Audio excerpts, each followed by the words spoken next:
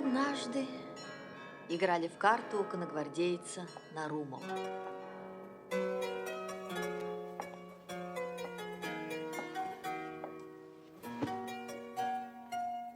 Долгая зимняя ночь прошла незаметно.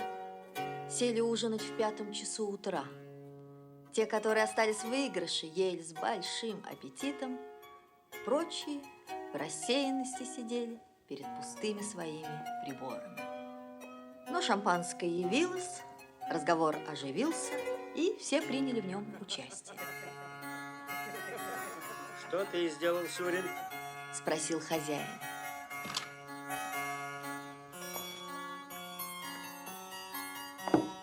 Проиграл по обыкновению.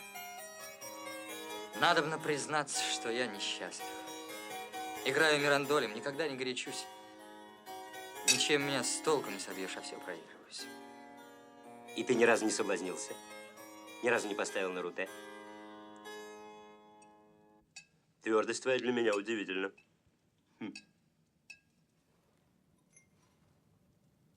А каков Герман? Сказал один из гостей, указывая на молодого инженера.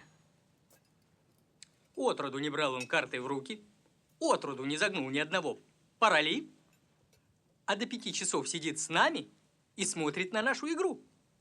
Игра занимает меня сильно. Сказал Герман. Но я не в состоянии жертвовать необходимым в надежде приобрести излишнее. Герман немец. Он расчетлив, вот и все. Заметил Томский. А если кто для меня непонятен, так это моя бабушка, графиня Анна Федотовна. Как? Что? Не могу постигнуть, каким образом бабушка моя не понтирует. Да что ж тут удивительного, что 80-летняя старуха не понтирует? Так вы ничего про нее не знаете? Нет, право, ничего. О, так послушайте. Надобно знать, что бабушка моя лет 60 тому назад ездила в Париж и была там в большой моде. Народ бегал за нею, чтобы увидеть «Ля Венус Московите».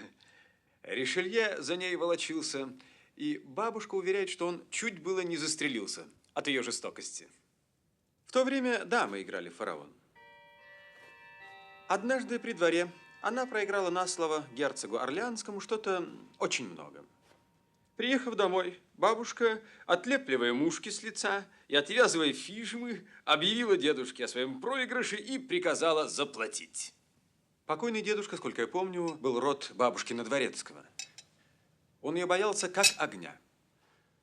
Однако, услышав о таком ужасном проигрыше, он вышел из себя, принес счеты, доказал ей, что в полгода они издержали 500 000, что под Парижем нет у них ни подмосковной, ни саратовской деревни, и начисто отказался от платежа. Бабушка дала ему пощечину и легла спать одна в знак своей немилости. На другой день она велела позвать мужа, надеясь, что домашнее наказание над ним подействовало. Но нашла его непоколебимым. В первый раз в жизни она дошла с ним до рассуждений и объяснений. Думала усовестить его, снисходительно доказывая, что долг долгу рознь, и что есть разница между принцем и каретником. Куда дедушка бунтовал. Нет, да и только. Бабушка не знала, что делать. С ней был коротко знаком человек, очень замечательный.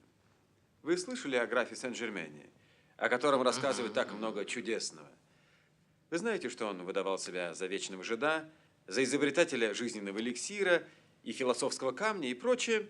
Над ним смеялись, как над шарлатаном, а Казанова в своих записках говорит, что он был шпион. Впрочем, Сен-Жермен, несмотря на свою таинственность, имел очень почтенную наружность и был в обществе человек очень любезный. Бабушка до сих пор любит его без памяти и сердится, если говорят об нем с неуважением. Бабушка знала, что Сен-Жермен мог располагать большими деньгами. Она решилась к нему прибегнуть. Написала ему записку и просила немедленно к ней приехать. Старый чудак явился тотчас и застал в ужасном горе. Она писала ему самыми черными красками варварство мужа и сказала, наконец, что всю свою надежду полагает на его дружбу и любезность. Сен-Жермен задумался. «Я могу вам услужить этой суммой», — сказал он. «Но знаю, что вы не будете спокойны, пока со мною не расплатитесь. А я бы не желал вводить вас в новые хлопоты. Есть другое средство. Вы можете отыграться». «Но, любезный граф», — отвечала бабушка, — «я говорю вам, что у нас денег вовсе нет». «Деньги тут не нужны», — возразил Сен-Жермен. «Извольте меня выслушать». Тут он открыл ей тайну, за которую всякий из нас дорого бы дал. Молодые игроки удвоили внимание. Томский закурил трубку, затянулся и продолжал. В тот же самый вечер бабушка явилась в Версале au jeu de la reine. Герцог Орлеанский металл. Бабушка слегка извинилась, что не привезла своего долга. В оправдании сплела маленькую историю и стала против него понтировать. Она выбрала 3 карты, поставила их одну за другой. Все 3 выиграли ей соника, и бабушка отыграла совершенно. Случай.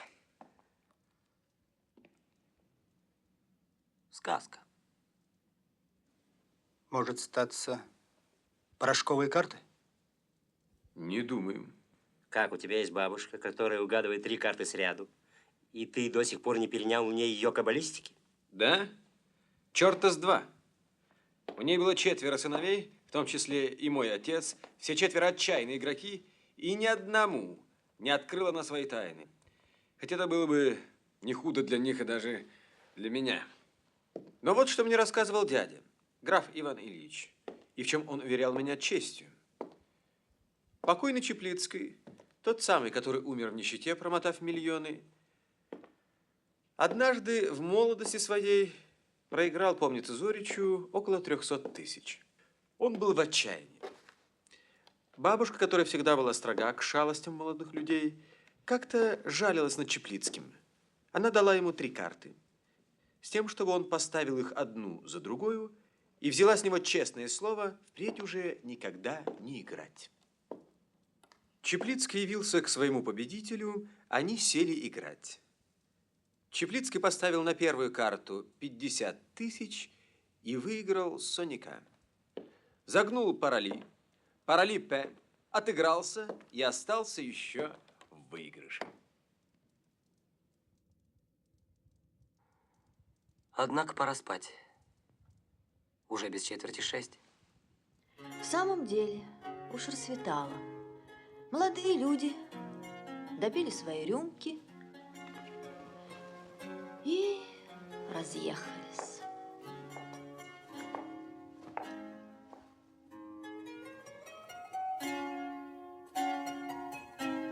Il paraît que monsieur est décidément pour les suivantes. Que voulez-vous, madame? Вы, кажется, решительно Elles sont plus предпочитаете камеристок. Что делать, сударыня? Они свежее.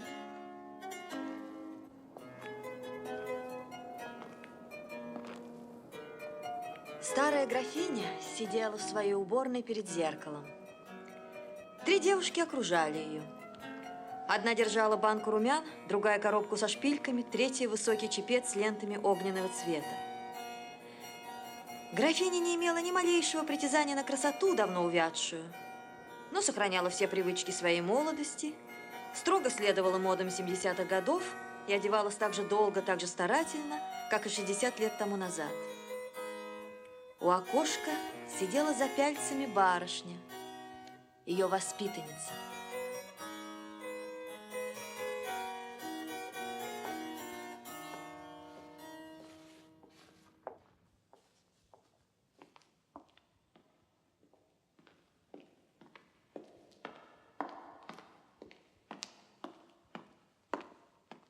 Здравствуйте, гранд-маман. Сказал вошедший молодой офицер.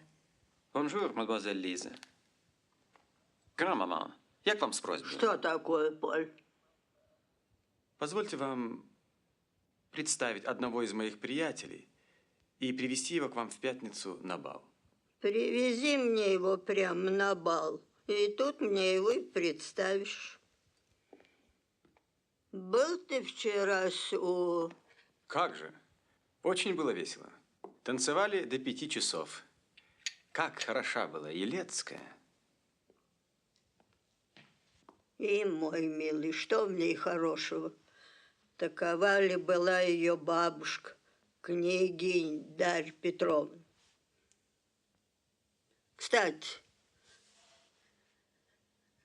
я чай, она уж очень постарела, княгинь Дарья Петровна. Как постарела? Она лет 7 как умерла. Барышня подняла голову и сделала знак молодому человеку. Он вспомнил, что от старой графини таили смерть ее ровесниц, и закусил себе губу. Но графиня услышала весть для нее новую с большим равнодушием. Умерла, а я и не знал. Мы вместе были пожалованы во Фрельне. И когда мы представились, то государыня... И графиня в 100-й раз рассказала внуку свой анекдот. Потом она сказала: Ну, Поль, теперь помоги мне встать.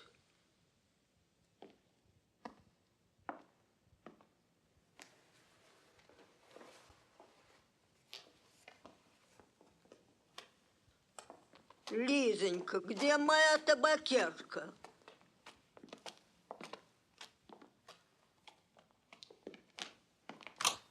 И графиня со своими девушками пошла за ширмами оканчивать свой туалет. Томский остался с барышней. Кого это вы хотите представить? Нарумова. Вы его знаете? Нет. Он военный или статский? Военный. Инженер? Нет, кавалерист. А почему вы думали, что он инженер? Барышня засмеялась и не отвечала ни слова.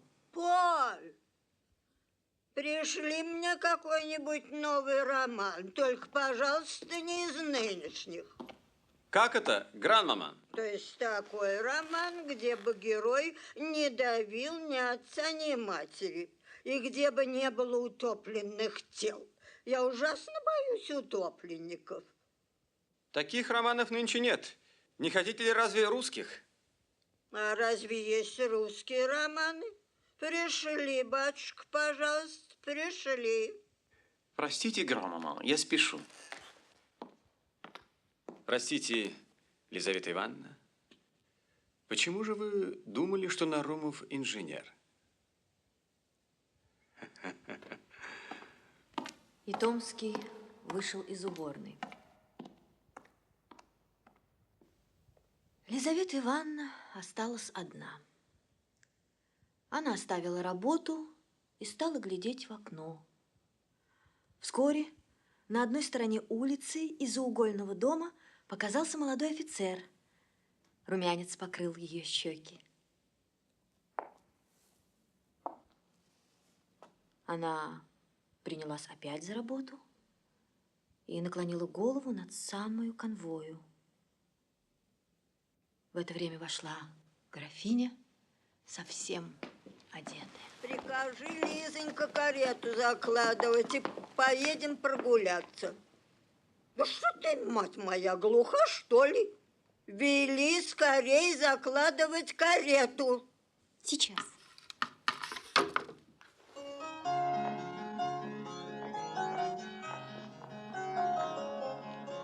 Ваше сиятельство, книги от князя Павла Александровича. Хорошо. Благодарить. Лизонька, Лизонька, да куда ж ты бежишь? Одеваться? Успеешь, матушка. Сиди здесь.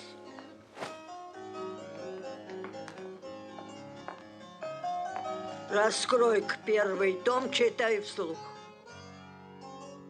Барышня взяла книгу и прочла несколько строк. Громче. Что с тобой, мать моя?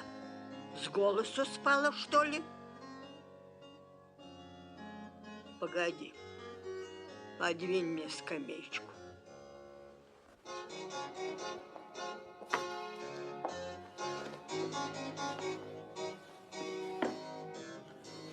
Ближе. Ну? Лизавета Ивановна прочла еще 2 страницы. Графиня зевнула. Брось эту книгу. Что за вздор? Отошли это князю Павлу и вели благодарить. Да что же карета? Карета готова. Что ж ты не одета? Всегда надо на тебя ждать. Эта матушка несносна.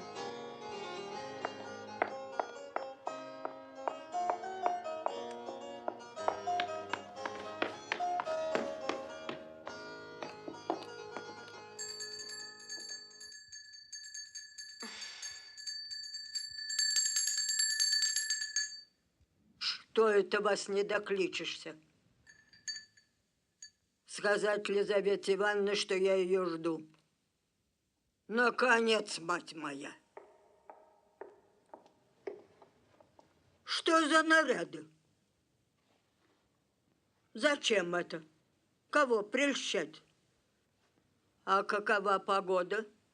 Кажется, ветер? Никак нет, ваше сиятельство, очень тихо-с. Вы всегда говорите наобум. Отворите форточку.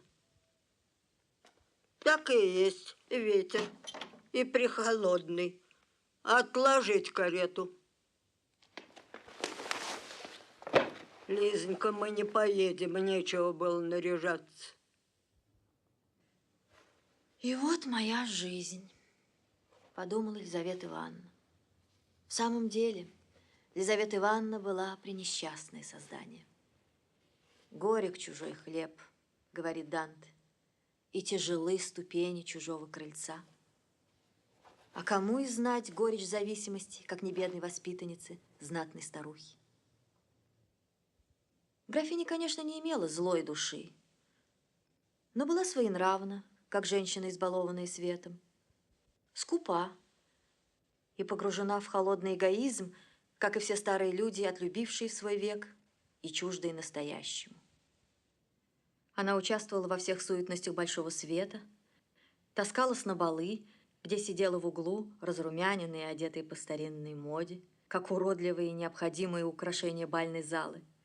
К ней с низкими поклонами подходили приезжающие гости, как по установленному обряду, и потом уже никто ей не занимался. У себя принимала она весь город, наблюдая строгий этикет и не узнавая никого в лицо. Многочисленная челядь ее, разжирев и посидев в ее передней девичьей, делала, что хотела, на перерыв обкрадывая умирающую старуху. Лизавета Ивановна была домашней мученицей. Она разливала чай и получала выговор за лишний расход сахара. Она вслух читала романы и виновата была во всех ошибках автора. Она сопровождала графиню в ее прогулках и отвечала за погоду из мостовой. Ей назначили жалование, которое никогда не доплачивали, а между тем требовали от нее, чтобы она одета была, как и все, то есть как очень немногие. В свете играла она самую жалкую роль. Все ее знали, и никто не замечал. На балах она танцевала только тогда, как не доставала визави. И дамы брали ее под руку всякий раз, как им нужно было идти в уборную, поправить что-нибудь в своем наряде. Лизавета Ивановна была самолюбива, живо чувствовала свое положение и глядела кругом себя, с нетерпением ожидая избавителя. Но молодые люди, расчетливые в ветреном своем тщеславии, не удостоивали ее внимания, хотя Елизавета Ивановна была 100 раз милее наглых и холодных невест, около которых они увивались. Сколько раз, оставив тихонько скучную и пышную гостиную, она уходила плакать в бедной своей комнате, где стояли ширмы, оклеенные обоями, комод, зеркальце и крашеная кровать, и где сальная свеча темно горела в медном шандале. Однажды, это случилось 2 дня после вечера, описанного в начале этой повести, и за неделю перед той сценой, на которой мы остановились, однажды Лизавета Ивановна, сидя под окошком за пяльцами, нечаянно взглянула на улицу и увидела молодого инженера, стоящего неподвижно и устремившего глаза к ее окошку. Она опустила голову и снова занялась работой. Через 5 минут взглянула опять. Молодой офицер стоял на том же месте, устремив на нее глаза. Не имея привычки кокетничать с прохожими офицерами, она перестала глядеть на улицу и шила около 2 часов, не приподнимая головы. Подали обедать. Она встала, начала убирать свои пяльцы и, взглянув нечаянно на улицу, опять увидела офицера. Это показалось ей довольно странным. После обеда она подошла к окошку с чувством беспокойства, но офицера уже не было, и она про него забыла. Дня через 2, выходя с графиней садиться в карету, она опять его увидела. Он стоял у самого подъезда, закрыв лицо бобровым воротником. Черные глаза его сверкали из-под шляпы. Лизавета Ивановна испугалась, сама не зная чего, и села в карету с трепетом неизъяснимым. Возвратясь домой, она подбежала к окошку. Офицер стоял на прежнем месте, устремив на нее глаза. Она отошла, мучаясь любопытством и волнуемая чувством для нее совершенно новым. С того времени не проходило дня, чтобы молодой человек в известный час не являлся под окнами их дома. Между им и ею учредились неусловленные сношения. Сидя на своем месте за работой, она чувствовала его приближение, поднимала голову, смотрела на него с каждым днем долее и долее. Молодой человек, казалось, был зато ей благодарен. Она видела острым взором молодости, как быстрый румянец покрывал его бледные щеки всякий раз, когда взоры их встречались. Через неделю она ему улыбнулась. Когда Томский спросил позволения представить графине своего приятеля, сердце бедной девушки забилось. Но узнав, что Нарумов не инженер, а конногвардеец, она сожалела, что нескромным вопросом высказала свою тайну ветреному Томскому.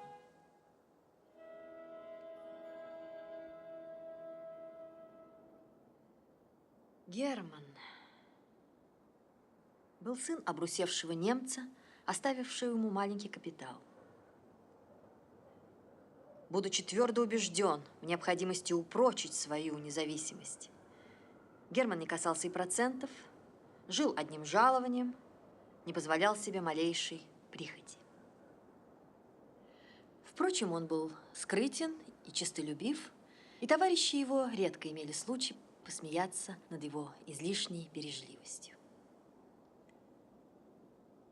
Он имел сильные страсти и огненное воображение, но твердость спасла его от обыкновенных заблуждений молодости. Так, например, будучи в душе игрок, никогда не брал он карты в руки. ибо рассчитал, что его состояние не позволяло ему, как сказывал он, жертвовать необходимым в надежде приобрести излишнее. А между тем целые ночи просиживал за карточными столами и с лихорадочным трепетом следовал за различными оборотами игры.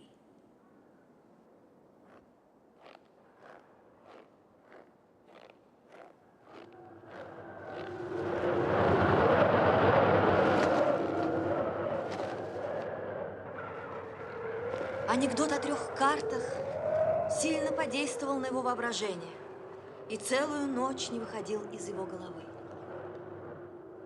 Что, если старая графиня откроет мне свою тайну? Или назначит мне эти 3 верные карты? Почему ж не попробовать своего счастья? Представиться ей, подбиться в ее милость? Пожалуй, сделаться ее любовником, но на все это требуется время, а ей 87 лет. Она может умереть через неделю, через 2 дня. Да и сам анекдот. Можно ли ему верить? Нет. Расчет, умеренность и трудолюбие. Вот мои 3 верные карты. Вот что утроит, усемерит мой капитал и доставит мне покой и независимость. Рассуждая таким образом, очутился он в одной из главных улиц Петербурга перед домом старинной архитектуры. Улица была заставлена экипажами. Кареты одна за другой катились к освещенному подъезду. Из карет поминутно вытягивались то стройная нога молодой красавицы, то гремучие ботфорта, то полосатый чулок и дипломатический башмак. Шубы и плащи мелькали мимо величавого швейцара. Герман остановился. Чей это дом? Графиня Анны Федотовны. Герман затрепетал. Удивительный анекдот снова представился его воображению. Он стал ходить возле дома, думая об его хозяйке и о чудной ее способности. Поздно воротился он. Смиренный свой уголок, долго не мог заснуть, и когда сон им овладел, ему пригрезились карты, зеленый стол, кипа ассигнаций и груда червонцев. Он ставил карту за картой, гнул углы решительно, выигрывал беспрестанно и загребал к себе золото и клал ассигнации в карман. Проснувшись уже поздно, он вздохнул о потере фантастического своего богатства, пошел опять бродить по городу и опять очутился перед домом графини. Неведомая сила, казалось, привлекала его к нему. Он остановился и стал смотреть на окна. В одном увидел он черноволосую головку, наклоненную, вероятно, над книгой или над работой. Головка приподнялась, Герман увидел свежее личико и черные глаза, и эта минута решила его участь.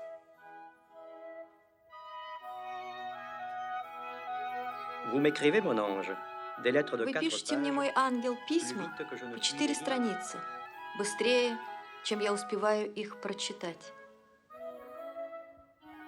Только Елизавета Ивановна успела снять капот и шляпу, как уже графиня послала за нею и велела опять подавать карету. Они пошли садиться.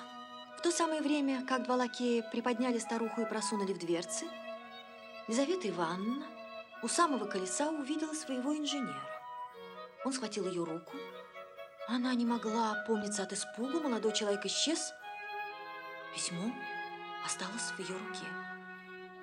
Она спрятала его за перчатку. И во всю дорогу ничего не слыхала и не видала. Кто это с нами встретился?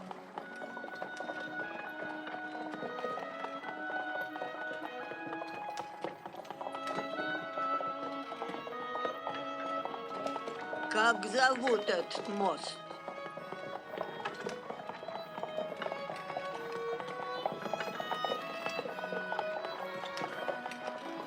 Что там написано на вывеске? Что с тобой сделалось, мать моя? Столбняк на тебя нашел, что ли? Ты меня не слышишь или не понимаешь? Слава богу, я не картавлю. И из ума еще не выжила. Лизавета Ивановна ее не слушала. Возвратясь домой, она побежала в свою комнату, вынула из перчатки письмо, оно было не запечатано, Лизавета Ивановна его прочитала. Письмо содержало в себе признание в любви. Оно было нежно, почтительно и слово в слово взято из немецкого романа. Но Лизавета Ивановна по-немецки не умела и была очень им довольна. Однако принятое ею письмо беспокоило ее чрезвычайно. Впервые входила она в тайные тесные сношения с молодым мужчиной. Его дерзость ужасала ее. Она упрекала себя в неосторожном поведении и не знала, что делать. Перестать ли сидеть у окошка и невниманием охладить в молодом офицере охоту к дальнейшим преследованиям? Отослать ли ему письмо? Отвечать ли холодно и решительно? Ей не с кем было посоветоваться. У ней не было ни подруги, ни наставницы. Лизавета Ивановна решилась отвечать. Она села за письменный столик, взяла перо, бумагу и задумалась. Несколько раз начинала она свое письмо и рвала его. То выражения казались ей слишком снисходительными, то слишком жестокими. Наконец, ей удалось написать несколько строк, которыми она осталась довольна. Я уверена, что вы имеете честные намерения. И что вы не хотели оскорбить меня необдуманным поступком. Но знакомство наше не должно бы начаться таким образом. Возвращаю вам письмо ваше и надеюсь, что не буду впредь иметь причины жаловаться на незаслуженное неуважение. На другой день, увидя идущего Германа, Лизавета Ивановна встала из-за пяльцев, вышла в залу, отворила форточку и бросила письмо на улицу, надеясь на проворство молодого офицера. Герман подбежал, поднял его и вошел в кондитерскую лавку. Сорвав печать, он нашел свое письмо и ответ Лизаветы Ивановны. Он того и ожидал и возвратился домой очень занятый своей интригой. 3 дня после того Лизавете Ивановне молоденькая быстроглазая мамзель принесла записочку из модной лавки. Лизавета Ивановна открыла ее с беспокойством, предвидя денежные требования, и вдруг узнала руку Германа. Вы, душенька, ошиблись. Эта записка не ко мне. Нет, точно вам. Извольте прочитать. Герман требовал свидания. Лизавета Ивановна испугалась и поспешности требований, и способу им употребленному. Не может быть, это письмо верно не ко мне. Коли письмо не к вам, зачем же вы его разорвали? Я бы возвратила его тому, кто его послал. Пожалуйста, душенька, вперед ко мне таких записок не носите. А тому, кто вас послал, скажите, что ему должно быть стыдно.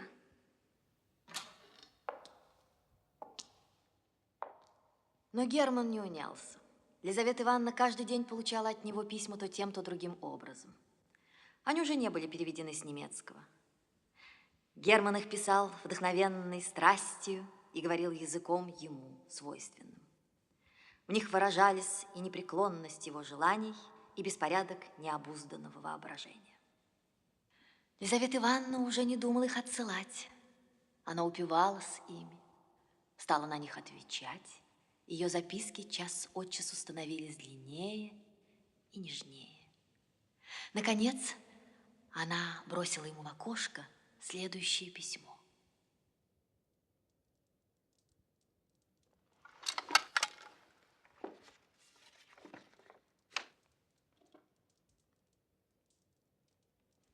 Сегодня бал у нас у посланника, графиня там будет. Мы останемся часов до 2, в том случае увидеть меня наедине. Как скоро графиня уедет, ее люди, вероятно, разойдутся. В сенях останется швейцар, но и он обыкновенно уходит в свою каморку. Приходите в 11:30. Ступайте прямо на лестнице. Коли найдете, то спросите, дома ли графиня. Вам скажут, нет, делать нечего. Вы должны будете воротиться, но, вероятно, вы не встретите никого. Девушки сидят все в одной комнате. Передней. Ступайте налево. Ступайте налево. Идите прямо до графининой спальни. В спальне за ширмой будут 2 маленькие двери. Справа кабинет, куда графиня никогда не входит. Справа, слева в коридор. Графиня, длинная узенькая лентая лестница. Она ведет мою справа, слева.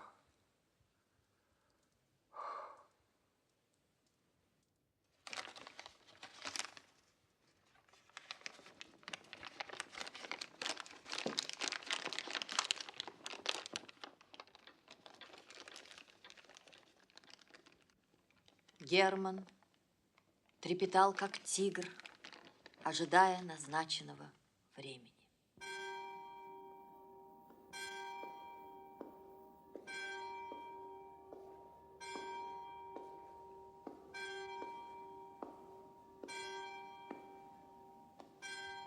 В 10 часов вечера он уж стоял перед домом графини. Погода была ужасная. Ветер выл, мокрый снег падал тяжелыми хлопьями, фонари светились тускло, улицы были пусты. Изредка тянулся Ванька на тощей кляче своей, высматривая запоздалого седока. Герман стоял в одном сюртуке, не чувствуя ни ветра, ни снега. Наконец, графинину карету подали. Герман видел, как лакеи вынесли под руки сгорбленную старуху, укутанную в соболью шубу, и как вслед за нею в холодном плаще, с головой, убранной свежими цветами, мелькнула ее воспитанница. Дверцы захлопнулись. Карета тяжело покатилась по рыхлому снегу. Швейцар запер двери. Окна померкли.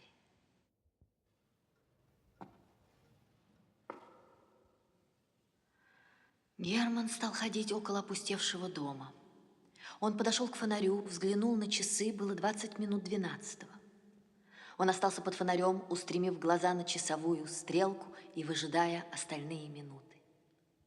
Ровно в половине 12 Герман ступил на графинино крыльцо и взошел в ярко освещенные сени.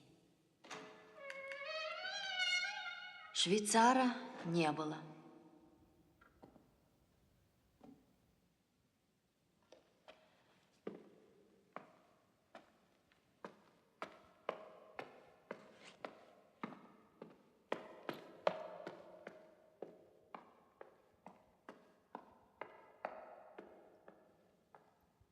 Герман взбежал по лестнице, отворил двери в переднюю и увидел слугу, спящего под лампою в старинных запачканных креслах.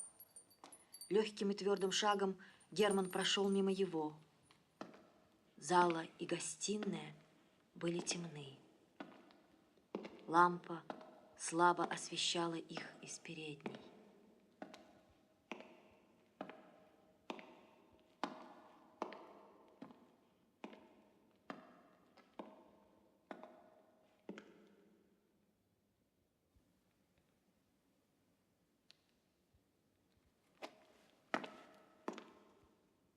Герман вошел в спальню. Перед кивотом, наполненным старинными образами, теплила золотая лампада. Полинялые штофные кресла и диваны с пуховыми подушками, сошедшие позолотую, стояли в печальной симметрии около стен, обитых китайскими обоями. На стене висели 2 портрета, писанные в Париже мадам Лебран. Один из них изображал мужчину лет 40, румяного и полного, в светло-зеленом мундире со звездою. другой – молодую красавицу с орлиным носом, с зачесанными висками и с розою в пудренных волосах. По всем углам торчали фарфоровые пастушки, столовые часы работы славного Леруа, коробочки, рулетки, веера и разные дамские игрушки, изобретенные в конце минувшего столетия вместе с Монгольфьеровым шаром и месмеровым магнетизмом. Герман пошел за ширмы. За ними стояла маленькая железная кровать. Справа находилась дверь, ведущая в кабинет. Слева другая, в коридор. Герман ее отворил, увидел узкую витую лестницу, которая вела в комнату бедной воспитанницы. Но он воротился и вошел в темный кабинет.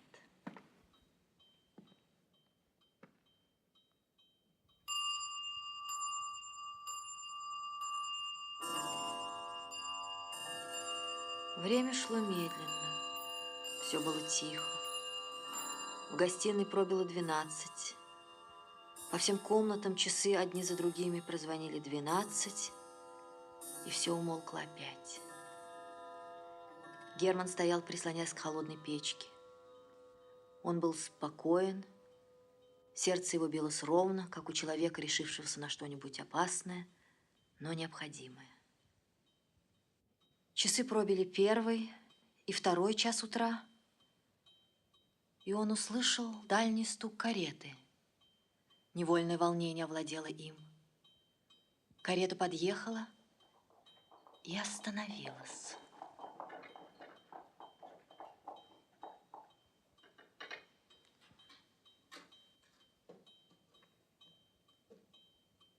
Он услышал стук опускаемой подножки. В доме засуетились, люди побежали, раздались голоса, и дом осветился.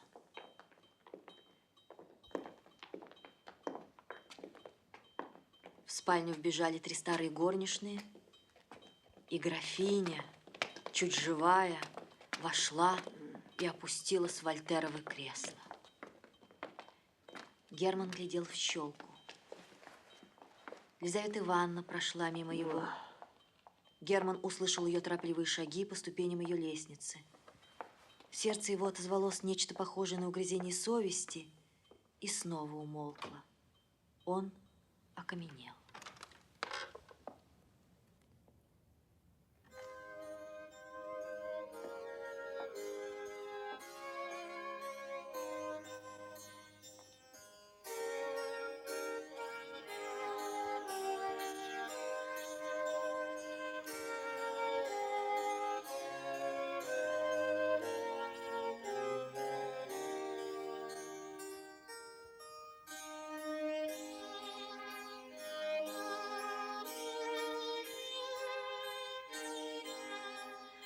Графиня стала раздеваться перед зеркалом.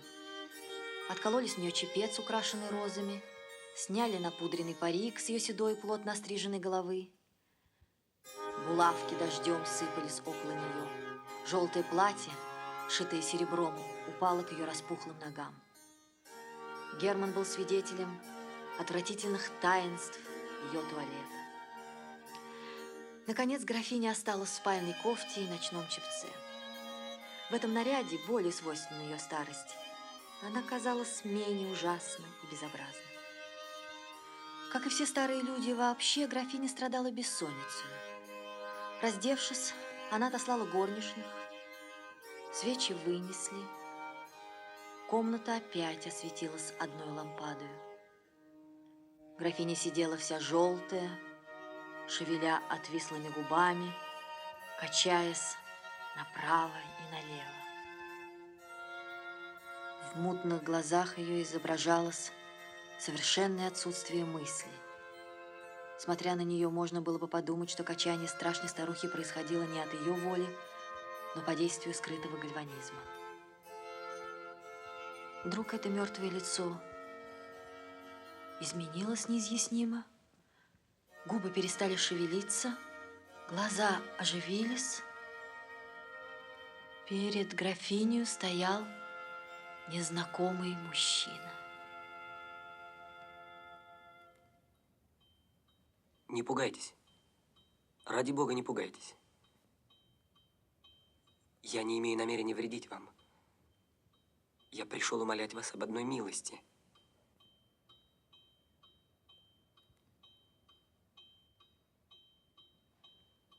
Я пришел умолять вас об одной милости.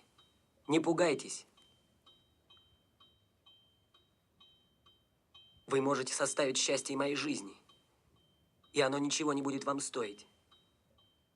Я знаю, что вы можете угадать 3 карты сряду.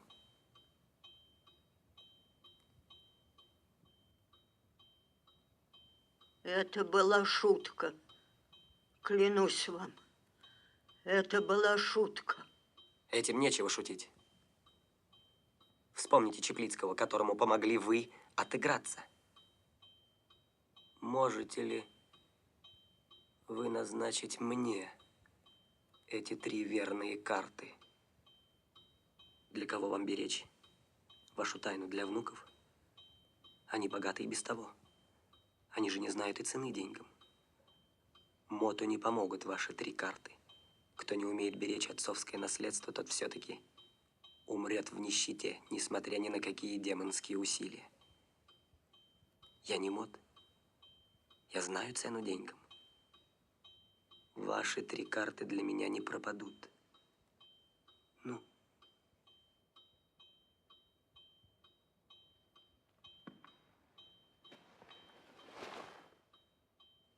Если когда-нибудь сердце ваше знало чувство любви, если вы помните ее восторги, если вы хоть раз улыбнулись при плаче новорожденного сына, если что-нибудь человеческое билось когда-нибудь в груди вашей, то умоляю вас чувствами супруги, любовницы, матери, всем, что не есть святого в жизни, не откажите мне в моей просьбе. Откройте мне вашу тайну.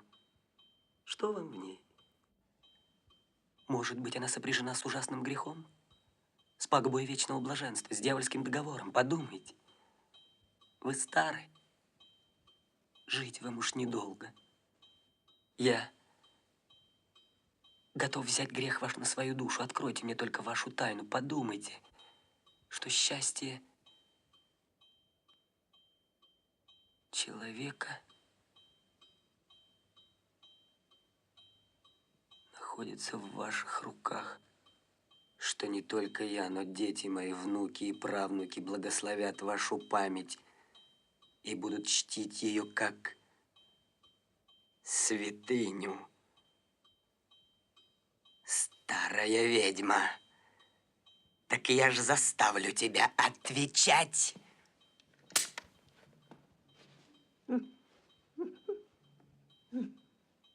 Перестаньте ребячиться. Спрашиваю в последний раз, хотите ли назначить мне ваши 3 карты?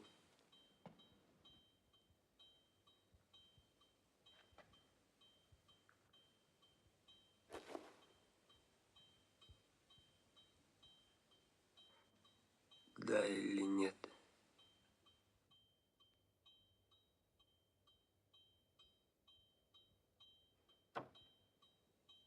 Графиня не отвечала. Герман увидел, что она умерла.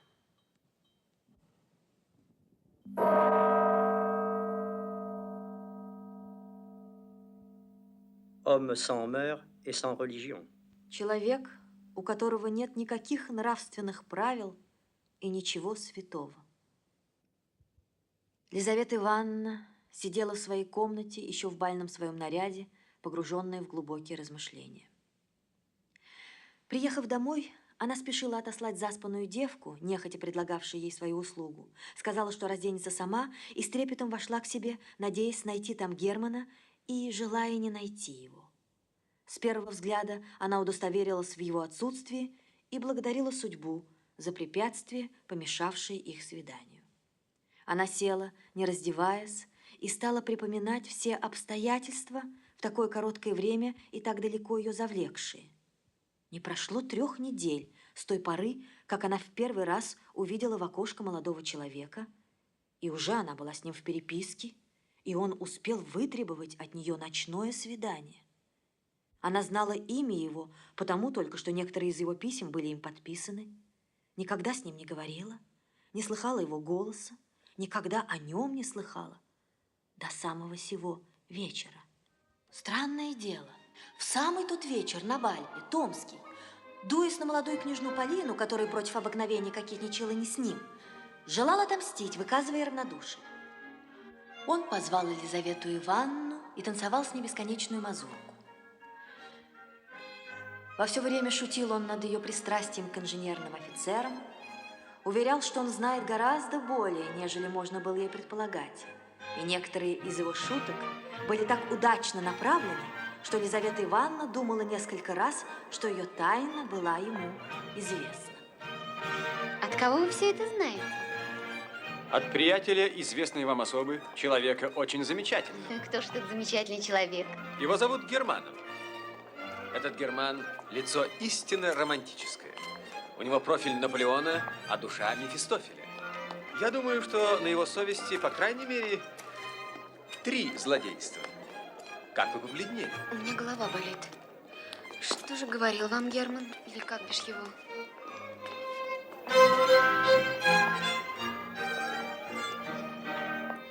Герман очень недоволен своим приятелем. Он говорит, что на его месте он бы поступил совсем иначе.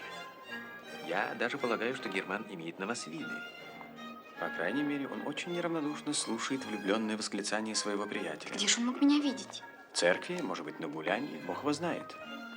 Может быть, в вашей комнате, во время вашего сна. От него станет. Подошедшие к ним 3 дамы с вопросами «Ублиу», «Регре» прервали разговор, который становился мучительно любопытен для Елизаветы Ивановны. Дама, выбранная Томским, была сама княжна. Она успела с ним изъясниться, обижав лишний круг и лишний раз повертевшись перед своим стулом. Томский, возвратясь на свое место, уже не думал ни о Германе, ни о Елизавете Ивановне. Она непременно хотела возобновить прерванный разговор, но мазурка кончилась, и вскоре после старая графиня уехала. Слова Томского были не что иное, как мазурочная болтовня, но они глубоко заронились в душу молодой мечтательницы. Портрет, набросанный Томским, сходствовал с изображением, составленным ей самою. И благодаря новейшим романам это уже пошлое лицо пугало и пленяло ее воображение. Она сидела, сложа крестом голые руки, наклонив на открытую грудь голову, еще убранную цветами. Вдруг дверь отворилась, и Герман вошел. Она затрепетала.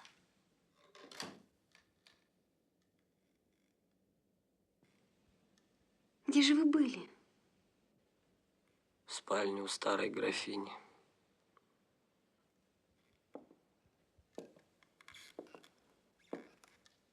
Я сейчас от нее. Графиня умерла. Боже мой, что вы говорите? И кажется, я причина ее смерти.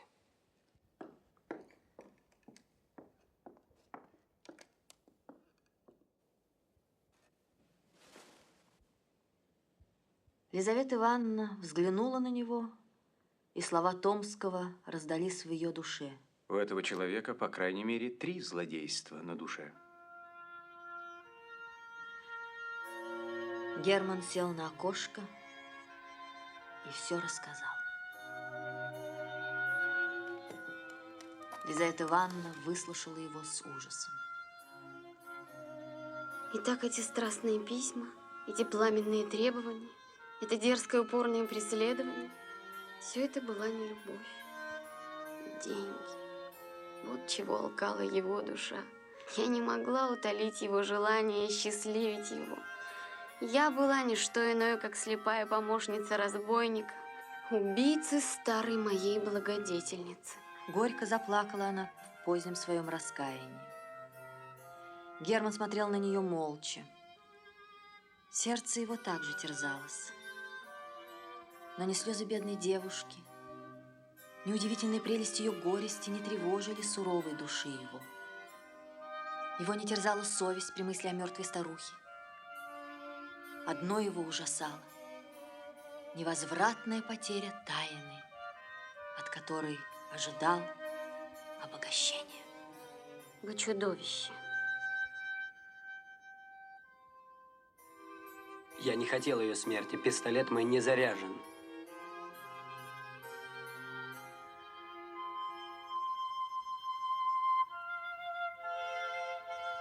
Они замолчали. Утро наступало. Лизавета Ивановна погасила догорающую свечу. Бледный свет озарил ее комнату. Она терла заплаканные глаза и подняла их на Германа. Он сидел на окошке, сложа руки и грозно нахмурясь. В этом положении удивительно напоминал он портрет Наполеона. Это сходство поразило даже Лизавету Ивановну. Как вам выйти из дома? Я думала провести вас по потаенной лестнице, но надо найти мимо спальни, я боюсь. Расскажите мне, как найти эту потаенную лестницу.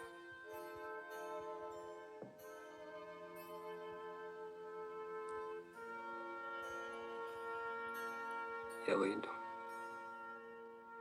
Герман пожал ее холодную безответную руку, поцеловал ее наклоненную голову и вышел.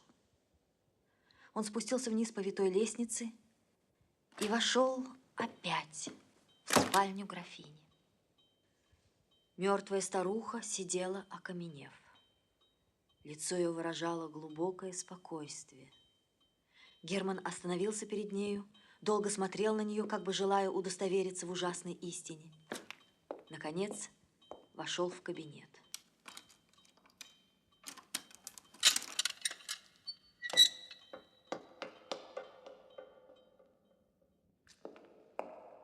Ощупал за обоями дверь и стал сходить по темной лестнице, волнуемой странными чувствованиями. По этой самой лестнице, может быть, лет 60 назад, в эту самую спальню, в такой же час, в шитом кафтане, причесанный а-ля Вазо-Рояль, прижимая к сердцу треугольную свою шляпу, прокрадывался молодой счастливец, давно уже истлевший в могиле, а сердце престарелой его любовницы сегодня перестало биться. Под лестницей Герман нашел дверь, которую отпер тем же ключом, и очутился в сквозном коридоре, выведшем его на улицу.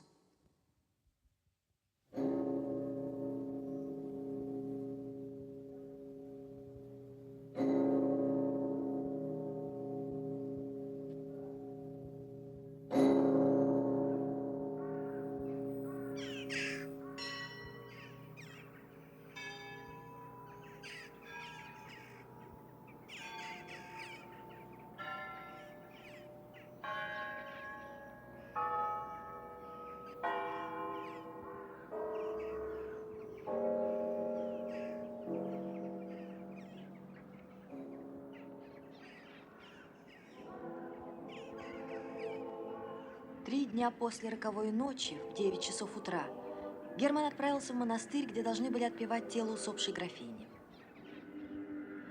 Не чувствуя раскаяния, он не мог, однако, совершенно заглушить голос совести, твердивший ему: «Ты убийца старухи».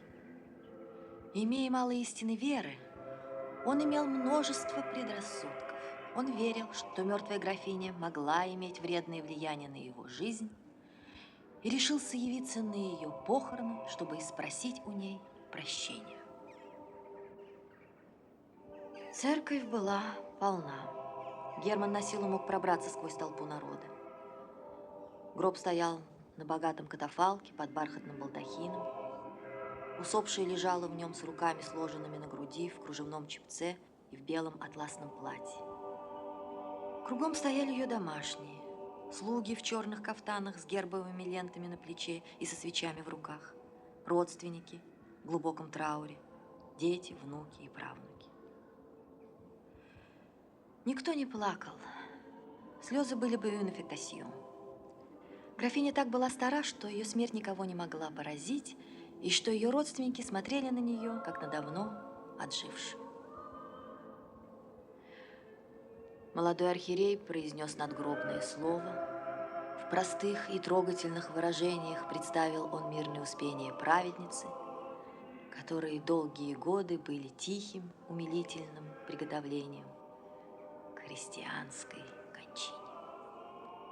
Ангел смерти обрел ее, бодрствующую в помышлениях благих и в ожидании жениха Августа.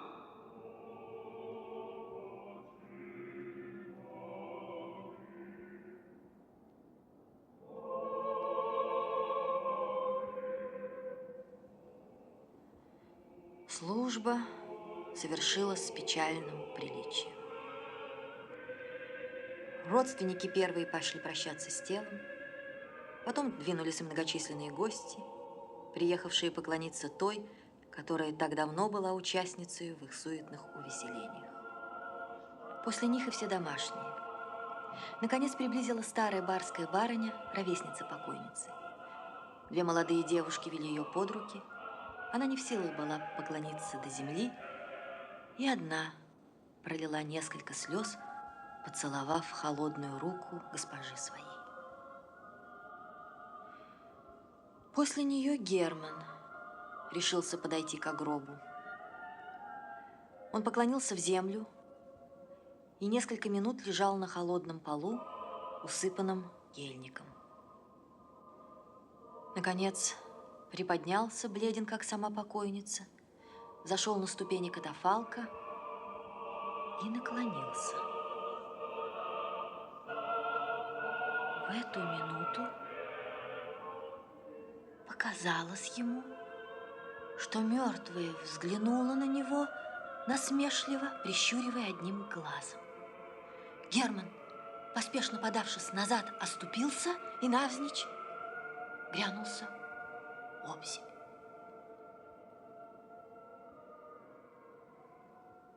Его подняли в то же самое время Елизавету Ивановну в обмороке вынесли на паперть.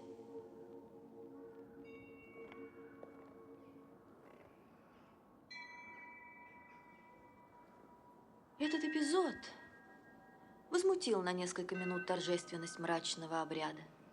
Между посетителями поднялся глухой ропот, а худощавый камергер, близкий родственник покойницы, шепнул на ухо стоящему подле него англичанину, что молодой офицер ее побочный сын. На что англичанин отвечал холодно: «О».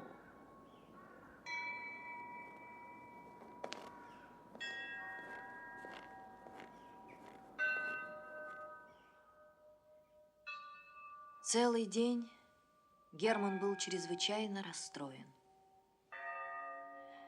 Обедая в уединенном трактире, он против обыкновения своего пил очень много, в надежде заглушить внутреннее волнение. Но вино еще более горячило его воображение. Возвратясь домой, он бросился, не раздеваясь, на кровать и крепко заснул. Он проснулся уже ночью. Луна озаряла его комнату. Он взглянул на часы. Было без четверти 3. Сон у него прошел. Он сел на кровать и думал о похоронах старой графини.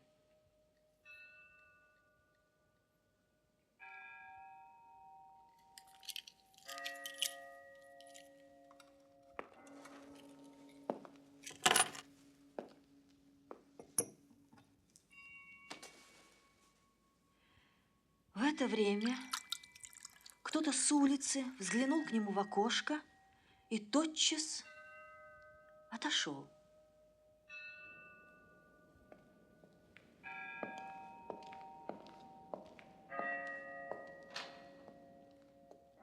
Герман не обратил на то никакого внимания.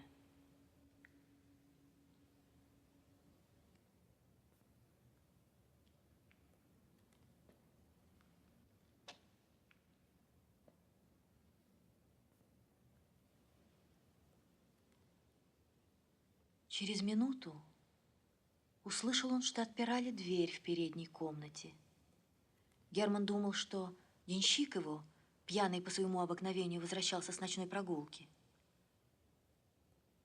Но он услышал незнакомую походку. Кто-то ходил, тихо шаркая туфлями.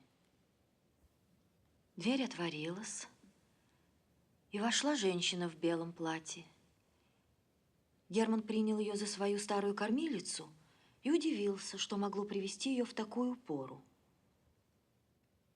Но белая женщина, скользнув, очутилась вдруг перед ним. И Герман узнал графиню.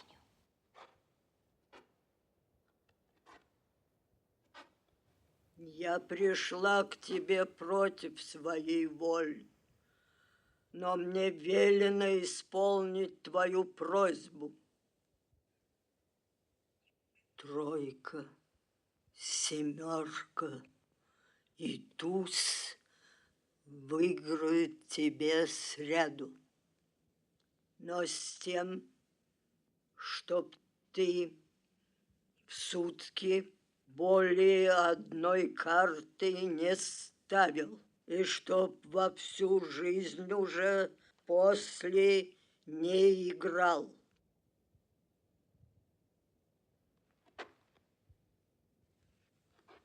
Прощаю тебе мою смерть с тем, чтоб ты женился на моей воспитаннице Лизавете Ивановне.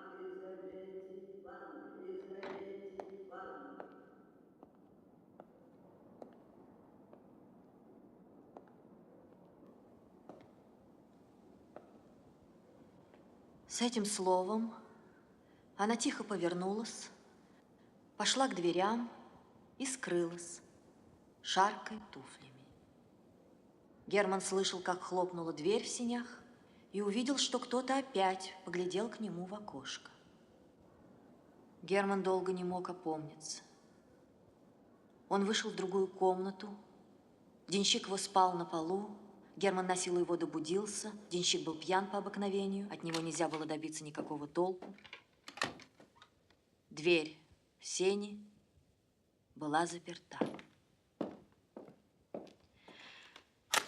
Герман возвратился в свою комнату, засветил свечку и записал свое видение.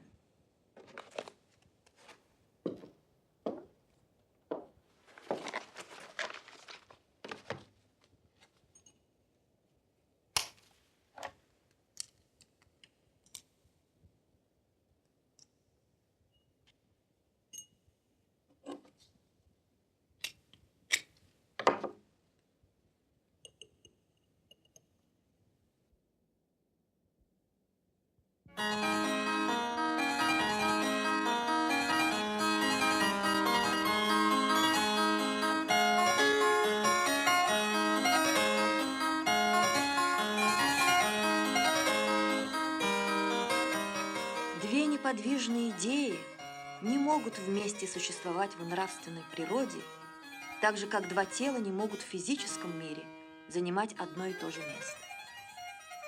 Тройка, семерка, туз скоро заслонили в воображении Германа образ мертвой старухи. Тройка, семерка, туз не выходили из его головы и шевелились на его губах. Увидев молодую девушку, он говорил: Как она стройна. Настоящая тройка червонная. У него спрашивали, который час, он отвечал: Без 5 минут семерка. Всякий пузатый мужчина напоминал ему туза. Тройка, семерка, туз преследовали его во сне, принимая всевозможные виды. Тройка цвела перед ним в образе пышного грандифлера. Семерка представлялась готическими воротами. Туз – огромным пауком.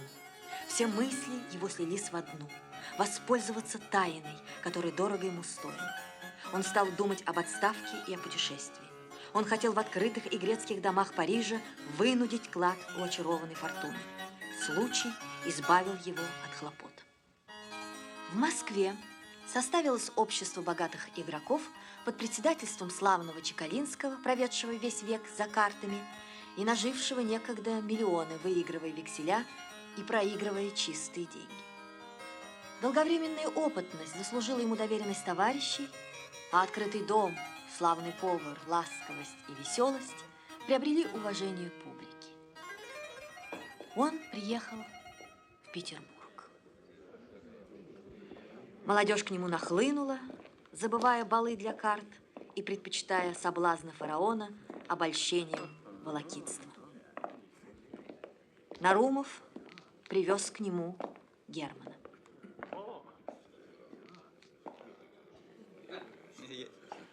Они прошли ряд великолепных комнат, наполненных учтивыми официантами. Несколько генералов и тайных советников играли в вист. Молодые люди сидели, развалясь на штофных диванах, курили трубки и ели мороженое. В гостиной, за длинным столом, около которого теснилось человек 20 игроков, сидел хозяин и метал банк. Он был человек лет 60, самой почтенной наружности. Голова покрыта была серебряной сединою, полное свежее лицо изображало добродушие. Глаза блистали оживленные, всегдашнюю улыбкой.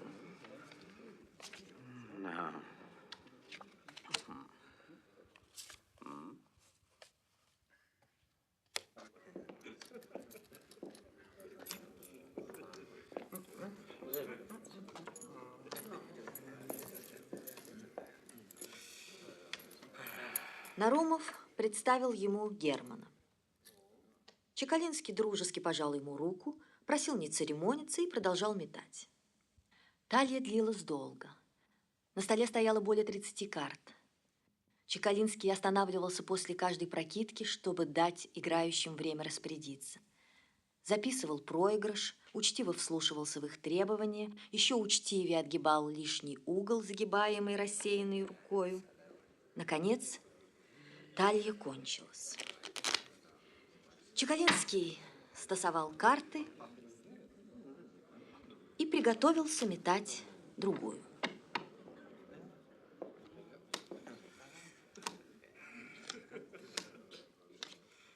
Позвольте поставить карту.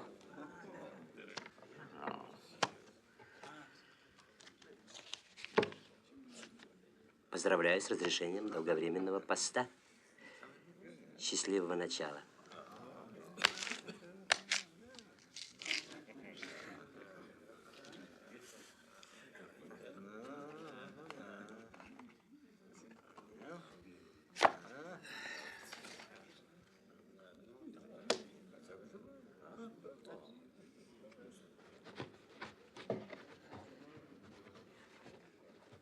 Идет. Сколько? Извините, я не разгляжу. 47 тысяч. При этих словах все головы обратились мгновенно, и все глаза устремились на Германа. Он с ума сошел, подумал Нарумов. Позвольте заметить вам, что игра ваша сильна. Никто более 275 семпелем здесь еще не ставил. Что ж, бьете вы мою карту или нет? Я хотел только вам доложить, что, будучи удостоен доверенности товарищей, я не могу метать иначе, как на чистые деньги. С моей стороны, я, конечно, уверен, что довольно вашего слова. Но для порядка игры и счетов я прошу вас поставить деньги на карту.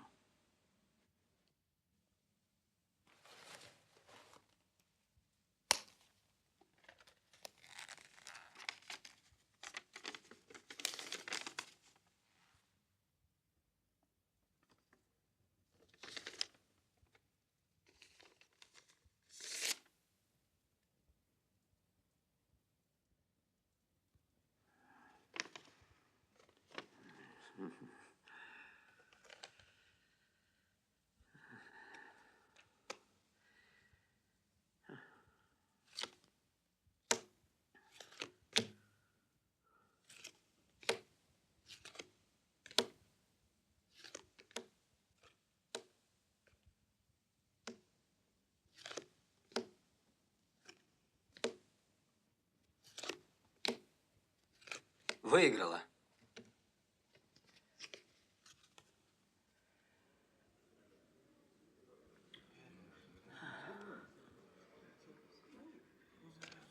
Изволите получить? Сделайте одолжение. Чекалинский вынул из кармана несколько банковых билетов и тотчас расчелся. Герман принял свои деньги и отошел от стола. Нарумов не мог опомниться. Герман выпил стакан лимонаду и отправился домой. На другой день вечером он опять явился у Чекалинского. Хозяин метал. Герман подошел к столу, понтеры тотчас дали ему место. Чекалинский ласково ему поклонился. Герман дождался новой талии, поставил карту, положил на нее свои 47 тысяч и вчерашний выигрыш. Чекалинский стал метать.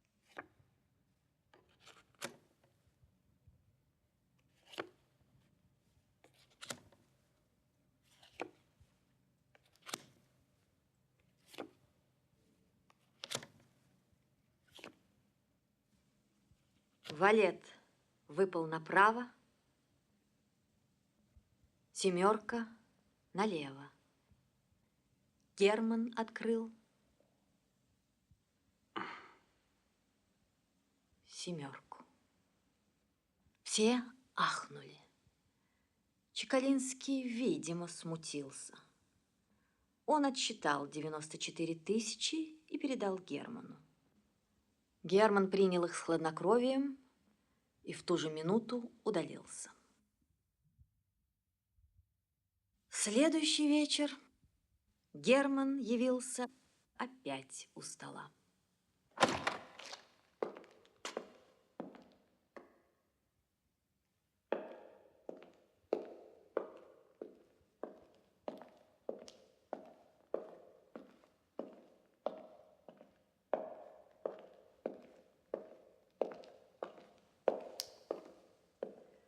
Все его ожидали. Генералы и тайные советники оставили свой вист, чтобы видеть игру столь необыкновенную. Молодые офицеры соскочили с диванов. Все официанты собрались в гостиной, все обступили Германа. Прочие игроки не поставили своих карт, с нетерпением ожидая, чем он кончит.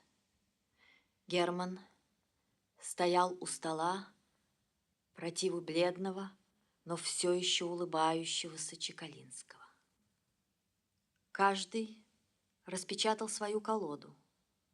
Чекалинский стасовал. Герман снял и поставил свою карту, покрыв ее кипой банковых билетов. Это похоже было на поединок. Глубокое молчание царствовало кругом. Чекалинский стал метать. Руки его тряслись.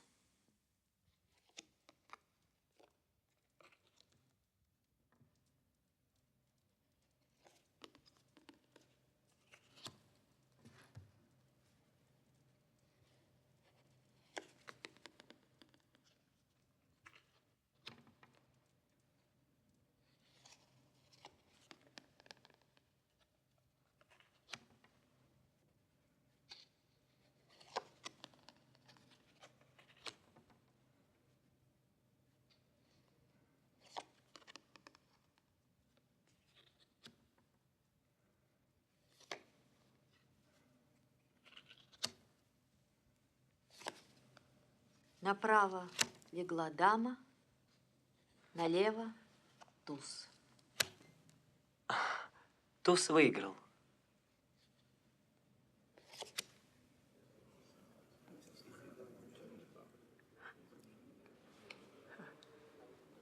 Ваша дама убита.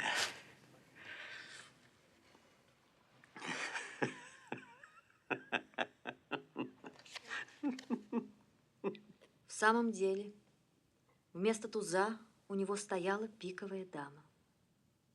Он не верил своим глазам, не понимая, как мог он обдернуться. В эту минуту ему показалось, что пиковая дама прищурилась и усмехнулась. Необыкновенное сходство поразило его.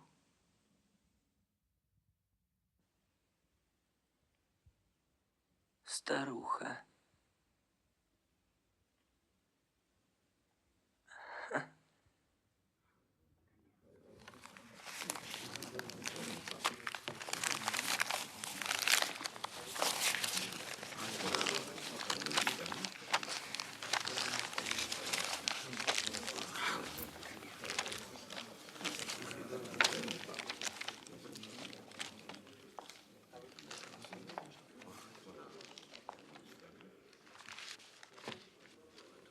Чекалинский потянул к себе проигранный билет.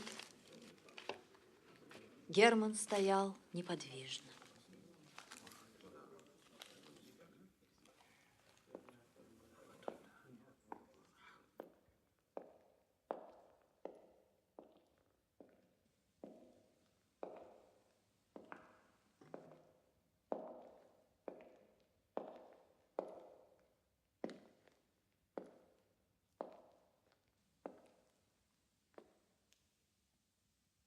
Когда отошел он от стола, поднялся шумный говор.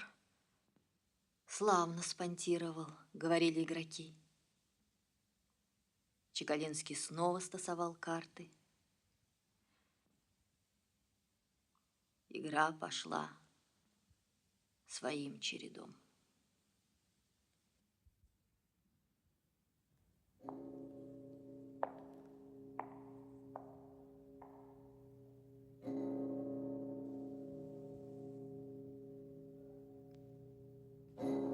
Герман сошел с ума.